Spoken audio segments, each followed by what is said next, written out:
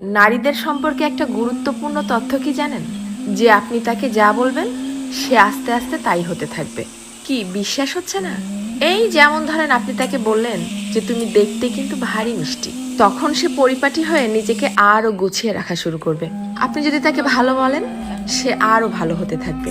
আপনি যদি বলেন যে তোমার মনের মধ্যে অনেক মায়া, ভালোর জন্য তুমি নিমেষেই যে কোনো কিছু কুরবানি দিতে পারো, তখনও সে সেটা রপ্ত করতে শুরু করবে। কিন্তু যখনই আপনি তার খুঁত ধরা শুরু করবেন, তার ছোট ছোট ভুলগুলোকে বড় বানিয়ে তাকে সবার সামনে অপমান করে ছোট করবেন, সে এটা পারে না, সে ওটা করে না, সে একজন বেয়াদব, সে একজন অসভ্য, মুখে মুখে তর্ক করে, সে একজন মারাত্মক রাগী তেজি জিদ্দি মহিলা, এই ধরনের কথাগুলো যখন তাকে কষ্ট দিয়ে বলবেন, সে কিন্তু আস্তে আস্তে তাই হতে থাকবে। কারণ তখন সে ইতোমধ্যেই জেনে গেছে যে আমার আর ভালো কিছু প্রকাশ করার মতো কিছু নেই।